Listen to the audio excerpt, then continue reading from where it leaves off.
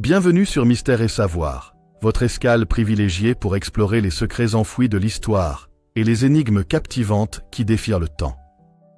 Aujourd'hui, nous allons plonger ensemble dans une histoire fascinante, troublante même, celle du destin tragique des hommes qui ont joué un rôle dans la crucifixion de Jésus-Christ. Que vous soyez passionné d'histoire, curieux des récits méconnus, ou simplement en quête de nouvelles perspectives, préparez-vous à découvrir des révélations surprenantes. Quels furent les destins de Judas, Pilate et des soldats romains qui clouèrent le Christ sur la croix? Ont-ils été frappés par une malédiction? Ont-ils trouvé la rédemption? Ou ont-ils disparu dans l'oubli, hantés par le poids de leurs actes? Cette enquête vous emmènera à travers les récits des évangiles, les chroniques historiques oubliées et même les légendes ésotériques transmises à travers les siècles. Si ce genre de contenu vous passionne, n'hésitez pas à vous abonner et à liker cette vidéo pour soutenir notre travail. Activez également la cloche des notifications pour ne rien manquer des prochains récits captivants. Maintenant, installez-vous confortablement et ouvrez grand votre esprit, car ce que vous allez entendre pourrait bien changer votre regard sur une partie essentielle de l'histoire. Au cœur de l'une des histoires les plus racontées de l'humanité, la crucifixion de Jésus-Christ, se dressent des figures dont les noms sont à jamais liés à cet événement tragique. Judas Iscariote, Ponce Pilate, Caïphe, les soldats romains.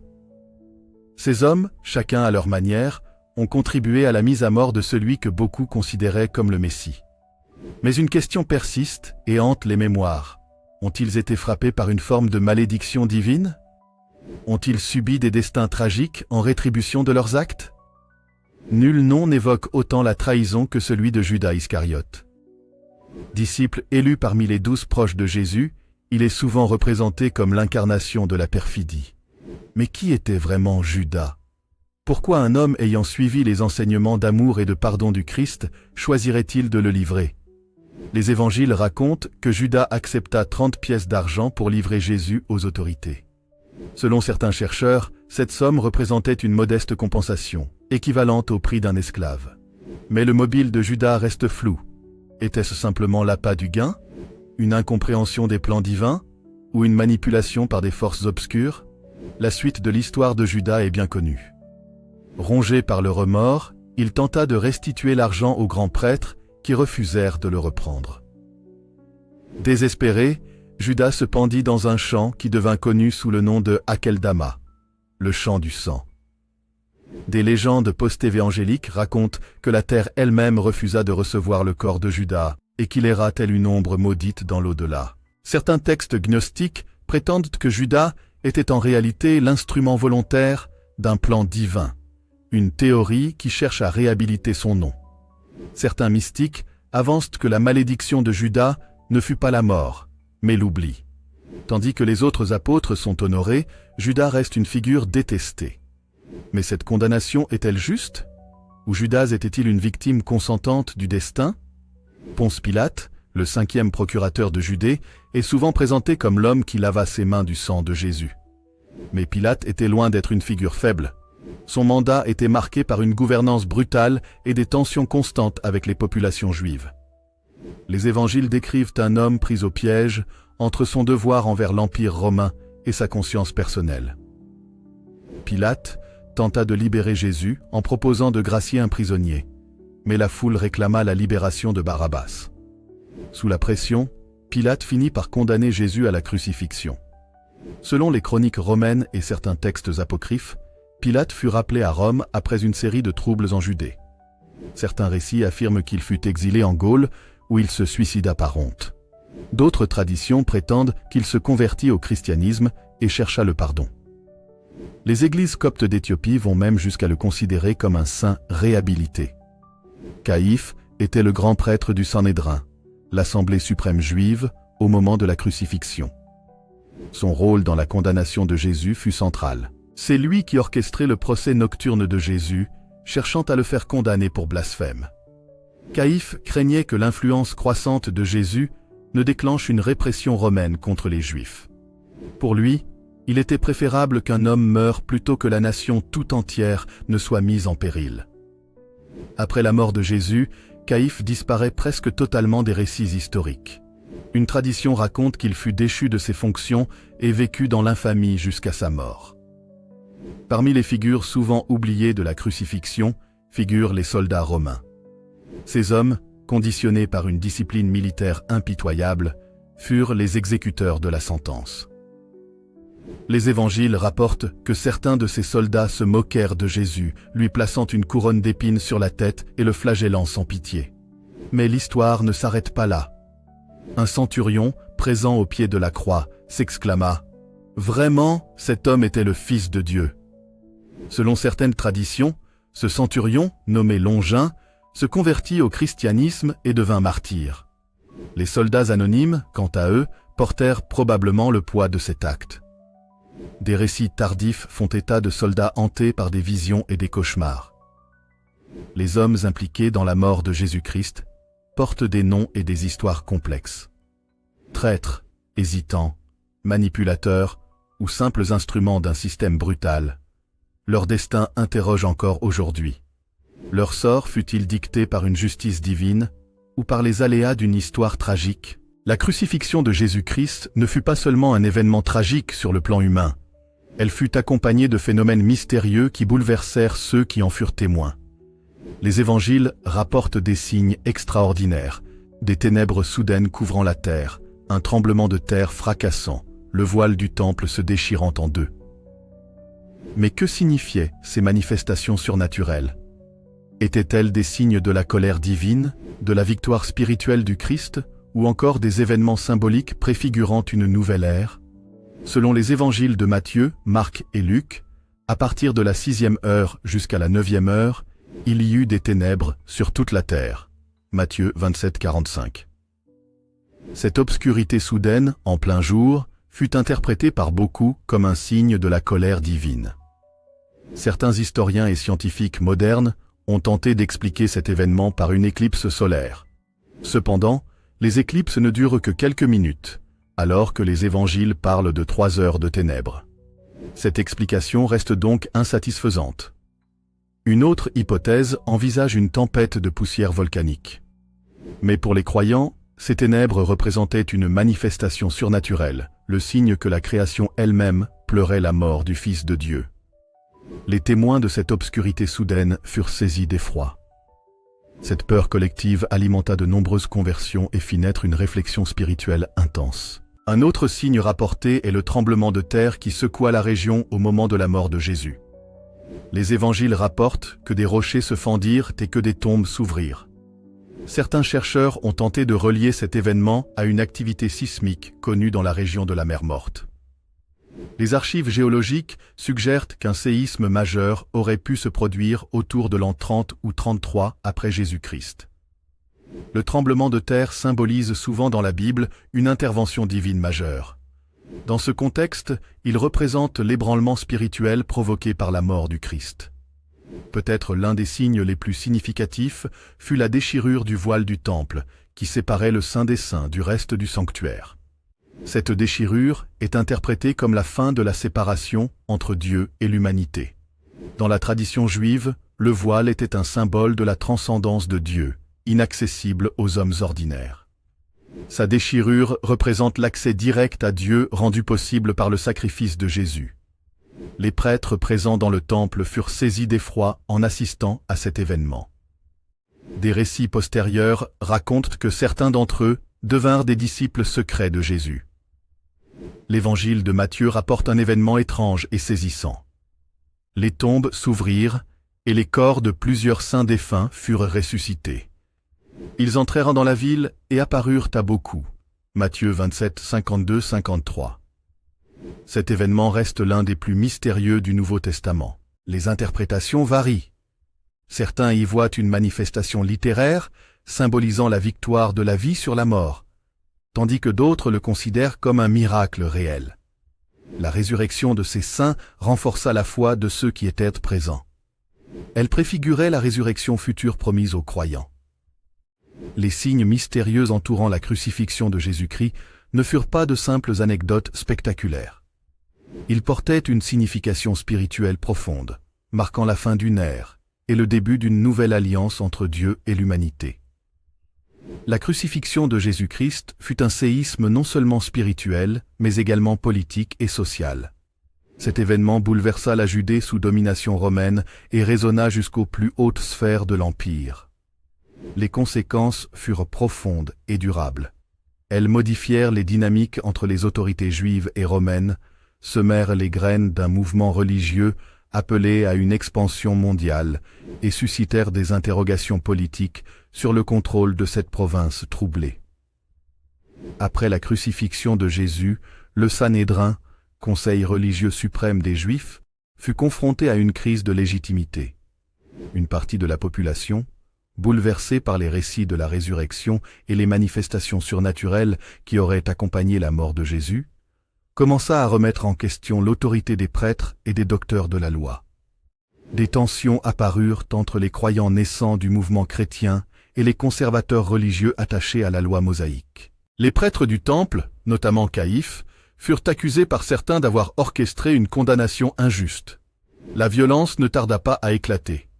Étienne, souvent considéré comme le premier martyr chrétien, fut lapidé pour avoir proclamé la divinité de Jésus. Cet événement marqua le début d'une série de persécutions contre les chrétiens naissants.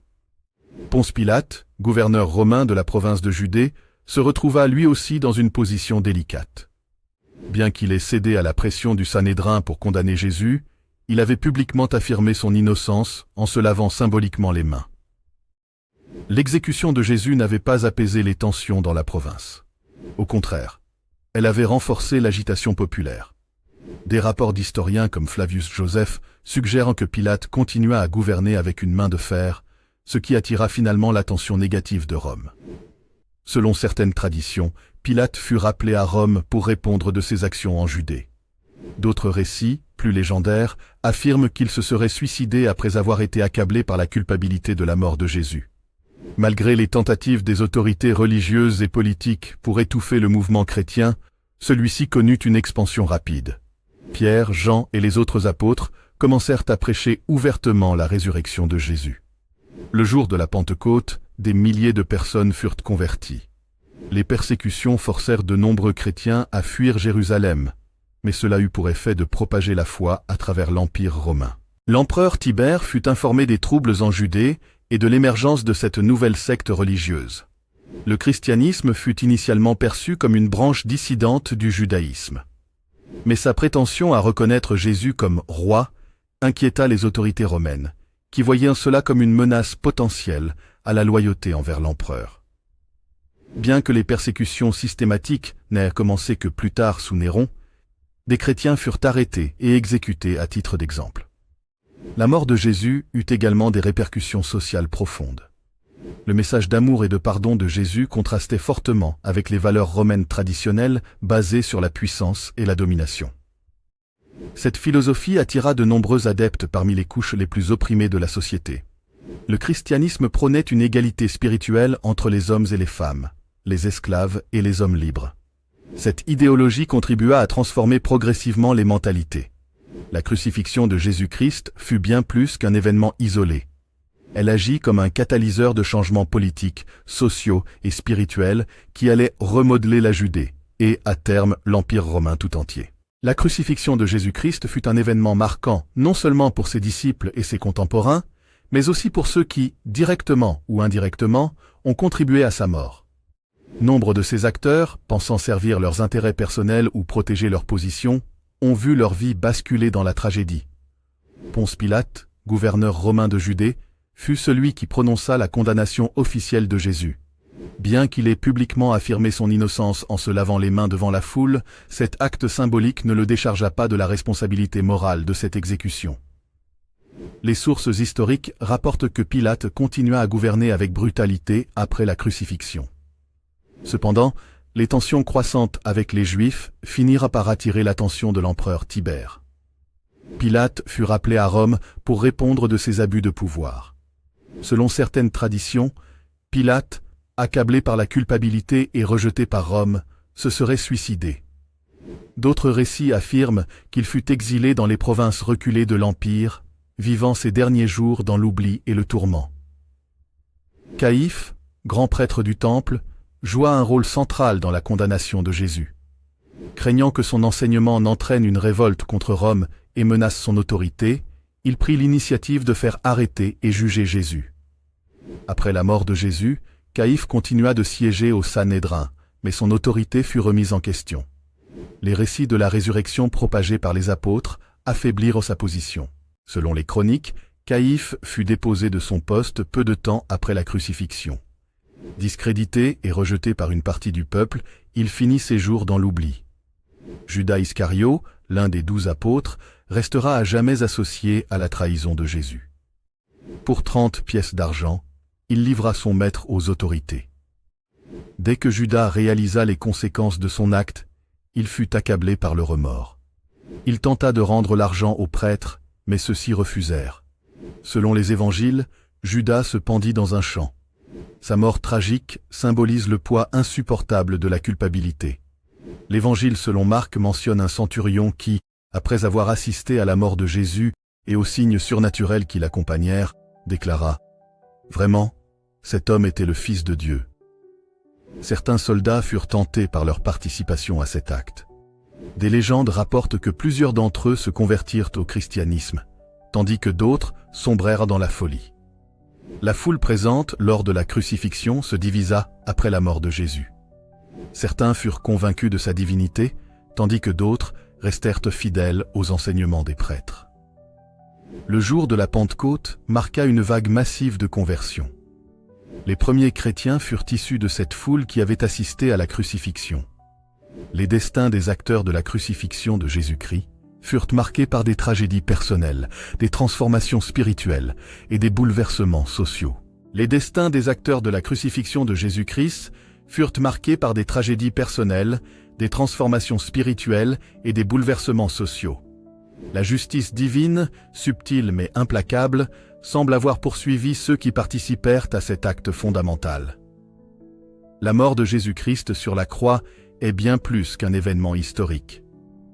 Elle a donné naissance à un héritage spirituel profond et à des mystères qui continuent d'interpeller croyants et chercheurs. La croix était un outil de supplice cruel sous l'Empire romain. Pourtant, après la crucifixion de Jésus, elle devint le symbole ultime de la foi chrétienne, représentant la victoire de la vie sur la mort. Des témoins racontent avoir vu des visions mystiques de la croix éclairée dans le ciel, notamment lors de la conversion de l'empereur Constantin. Ces apparitions furent considérées comme des signes divins, confirmant la puissance rédemptrice de la crucifixion. 3 jours après sa mise au tombeau, Jésus ressuscita, selon les évangiles. Ce miracle fondateur reste l'un des plus grands mystères de l'histoire. Jésus apparut à ses disciples et à de nombreux autres témoins après sa résurrection. Ces apparitions ont non seulement renforcé leur foi, mais ont aussi donné naissance à une théologie profonde sur la nature de la vie éternelle. Des miracles de guérison attribués à la foi en la crucifixion et à la puissance du nom de Jésus ont été rapportés à travers les siècles. La Sainte Croix, la couronne d'épines et le Saint-Suaire de Turin figurent parmi les reliques les plus vénérées. Ces objets sont entourés de mystères et continuent d'attirer l'attention des chercheurs. Malgré les persécutions initiales, le message de Jésus se répandit rapidement à travers l'Empire romain et au-delà. De nombreux mystiques chrétiens, tels que Saint Jean de la Croix et Sainte Catherine de Sienne, rapportèrent des visions de la crucifixion et des révélations divines sur son importance. Des millions de personnes à travers l'histoire témoignent de transformations personnelles profondes grâce à leur foi en la crucifixion et la résurrection de Jésus.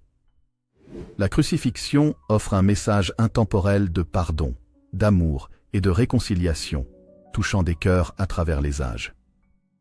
L'héritage spirituel de la crucifixion de Jésus-Christ transcende les âges. Il inspire une foi inébranlable, suscite des miracles et invite chaque génération à contempler le mystère de l'amour divin. La crucifixion de Jésus-Christ continue de fasciner et d'interpeller l'humanité, des théologiens aux historiens, en passant par les philosophes et les scientifiques. Les références à Jésus dans les écrits de Flavius Joseph, Tacite et d'autres historiens antiques constituent des éléments majeurs confirmant la réalité de sa crucifixion. Malgré ces preuves, certains chercheurs modernes considèrent la crucifixion comme un mythe fabriqué pour consolider le pouvoir de l'Église naissante. Ces théories restent minoritaires, mais suscitent des débats passionnés. La question du mal et de la souffrance est centrale dans la philosophie religieuse. Pourquoi Dieu aurait-il permis la crucifixion de son propre Fils? Cette interrogation a été au cœur des réflexions de penseurs tels que saint Augustin et Kierkegaard. La crucifixion est également perçue comme le modèle suprême du sacrifice d'amour et du pardon. Ce message transcende les frontières religieuses et inspire même des mouvements laïques de justice sociale. L'une des reliques les plus étudiées reste le Saint-Suaire. Les analyses scientifiques sur ce linge présentent des résultats controversés. Certains affirment qu'il s'agit d'une fraude médiévale, tandis que d'autres considèrent d'où son origine divine. Les datations effectuées au carbone 14 ont suscité des polémiques. Des études récentes suggèrent que les tests auraient été faussés par des contaminations ultérieures. Depuis les fresques de la Renaissance jusqu'aux films modernes comme La Passion du Christ de Mel Gibson, la crucifixion a été représentée sous toutes les formes artistiques. Dans certaines cultures, la crucifixion symbolise la rédemption, tandis que dans d'autres, elle est perçue comme un acte de barbarie. Ces perspectives multiples reflètent les valeurs et croyances variées de l'humanité. Pour de nombreux croyants, la crucifixion reste une source de consolation face aux épreuves de la vie. Elle symbolise la victoire de l'espoir sur le désespoir. Certaines pratiques de guérison spirituelle et de résilience psychologique puisent leur inspiration dans le message de pardon et de rédemption incarné par la crucifixion. La crucifixion de Jésus-Christ reste une énigme fascinante et une source inépuisable de réflexion. Elle transcende les siècles, touchant les cœurs et les esprits de ceux qui cherchent un sens à la vie, à la souffrance et à la rédemption. Alors que les interprétations modernes continuent d'évoluer, l'impact de cet événement unique reste indélébile dans la conscience collective de l'humanité. Nous arrivons maintenant à la fin de ce voyage captivant à travers les mystères et les destins tragiques des hommes qui ont joué un rôle dans la crucifixion de Jésus-Christ. Cette exploration nous a permis de plonger dans les événements bouleversants de l'histoire, les révélations mystiques qui en ont découlé, ainsi que les interprétations toujours actuelles de cet événement fondateur. Nous espérons que cette série vous a apporté une meilleure compréhension de l'impact profond de la crucifixion de Jésus, non seulement sur ceux qui l'ont directement vécu, mais aussi sur des milliards de personnes à travers les âges. Merci d'avoir suivi cette vidéo jusqu'à la fin. Votre présence et votre engagement sont précieux pour nous. Si ce récit vous a captivé, n'hésitez pas à laisser un j'aime, à vous abonner à la chaîne Mystère et Savoir et à activer la cloche pour ne rien manquer de nos prochaines explorations fascinantes. Votre soutien nous permet de continuer à partager des histoires qui inspirent, questionnent et éclairent. N'oubliez pas que chaque commentaire, chaque partage contribue à faire grandir cette communauté de passionnés de mystères et de connaissances. Merci encore et à très bientôt pour une nouvelle plongée dans l'histoire, la spiritualité et les grandes énigmes de l'humanité.